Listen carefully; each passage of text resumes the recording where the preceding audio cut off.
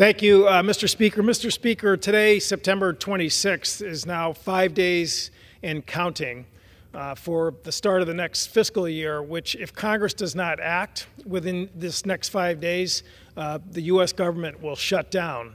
I've been around Congress for a while, and I was here in 2013 when the government shut down for 17 days. In 2019, all the agencies under the Department of Homeland Security were shut down for 35 days.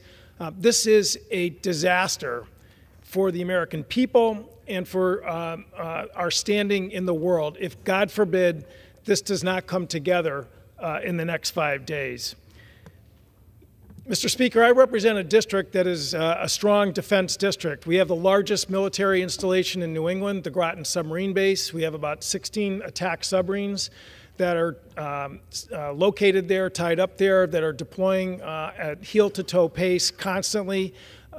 There's about 2,000 civilian employees that make that base operations function as it should. I also have a district which is home of the Coast Guard Academy. That's the institution which is building the future leaders, young men and young women for the Coast Guard who are doing important work, not just in the littoral areas of our nation and the rivers, but also overseas in terms of providing critical assistance to allies who, again, are really struggling with gross violations of the international Convention for Law of the Sea Treaty. And again, the Coast Guard is looked at around the world as really the gold standard in terms of providing quality training and examples for that critical function to take place. In the past, when we had shutdowns, despite some of the ridiculous comments that are made by some of my colleagues in this chamber that, oh, there's nothing, to worry about there, active duty people still have to report, they're going to get paid retroactively. There's really, the concerns about that are overblown. And I will tell you, Mr. Speaker, that is, in my opinion, some of the most irresponsible, dangerous rhetoric that can be uttered at a time like this. The fact of the matter is there is a hardship for people who are wearing the uniform. Many of them go literally from paycheck to paycheck.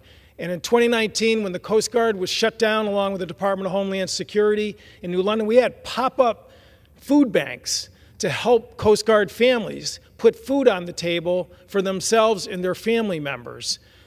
In terms of the 17-day shutdown, the submarine base, all of, again, the civilian support staff, DOD employees who were told you're not essential, you don't have to come to work. We didn't have crane operators doing their job on the base. We didn't have all the support and maintenance staff in terms of making sure the operations of that base functioned.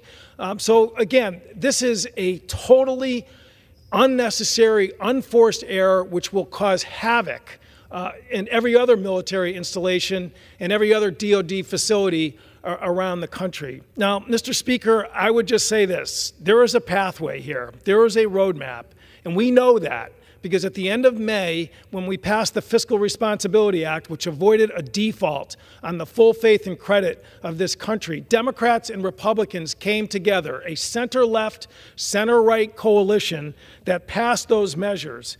The final vote on May 31st, when we passed the Fiscal Responsibility Act, passed 314 to 117. There was 165 Democrats and 149 Republicans that came together to avoid that catastrophic consequence of a default, something that hasn't happened since the War of 1812.